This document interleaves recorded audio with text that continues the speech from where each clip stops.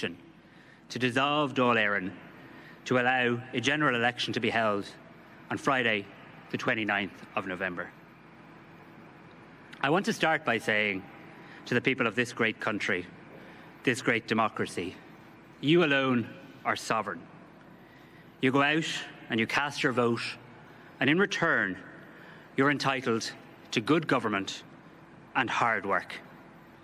I believe that this government has made real progress for our country, and I want to today thank my colleagues in the Fine Gael party and our coalition partners in Fianna Fáil and the Green Party.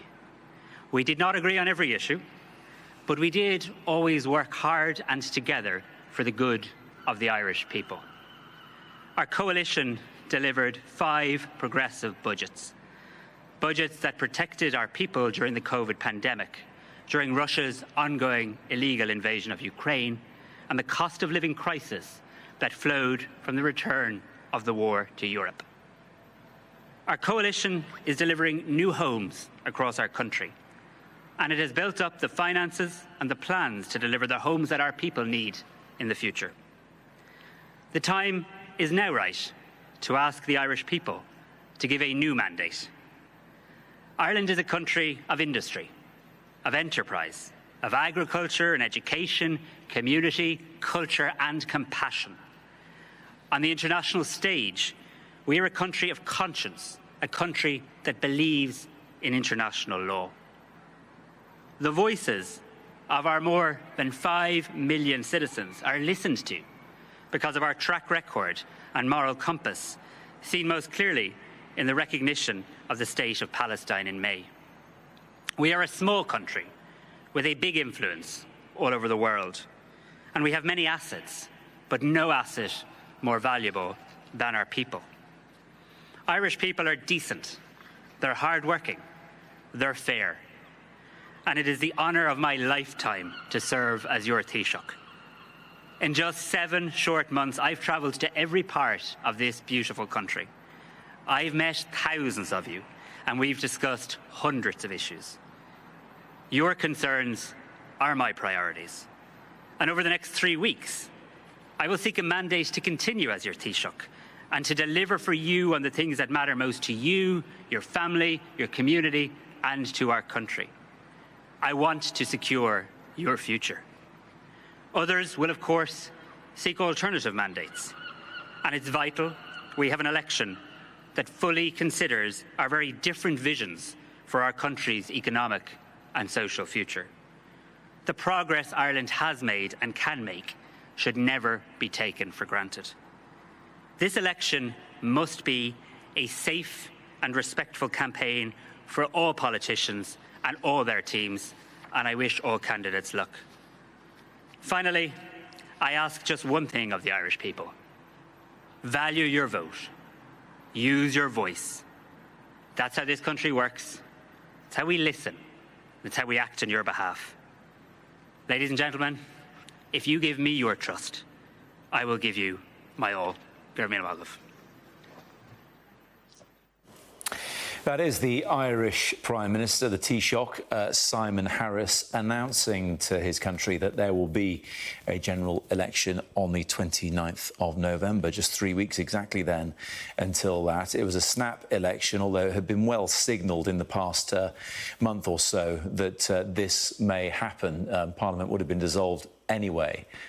Come March. So even though Simon Harris hasn't been in the job that long, only since April, and only leader of his party for a month prior to that, an election was due to be called sometime in the next few months in Ireland anyway, although having called it now for the 29th of November, it becomes one of the many elections happening in this year of democracy, of course, in 2024. He announced that there on the steps of the Dáil, having obviously sought the President, Michael Higgins' permission to dissolve Parliament. And there you go. Ireland follows the UK, the US, India, many other, France, of course, many other countries this year in going to the people as he seeks to a new mandate for his government. It's been coalition, of course, for quite some time, but Simon Harris will be hoping to get more of a solid mandate, or perhaps not, as the case may be, come that election at the end of the month. We are going to come back to Dublin very shortly, but first we're going to go to a quick break. You're watching Sky News, as here the Prime Minister names Jonathan Powell.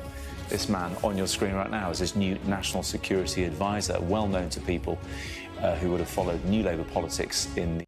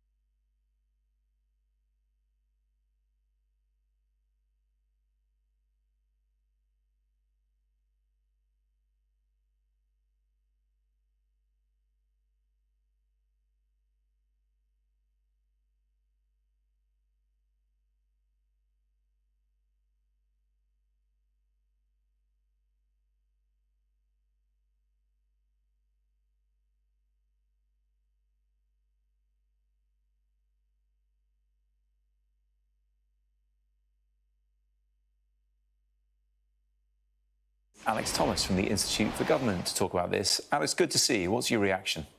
Hi. Well, I suppose I'm surprised in that we weren't expecting a pick like this. So it's a novel appointment. It's a different appointment. It's one of those things, I suppose, that makes sense in retrospect, because clearly Jonathan Powell is experienced as a diplomat, as Tony Blair's chief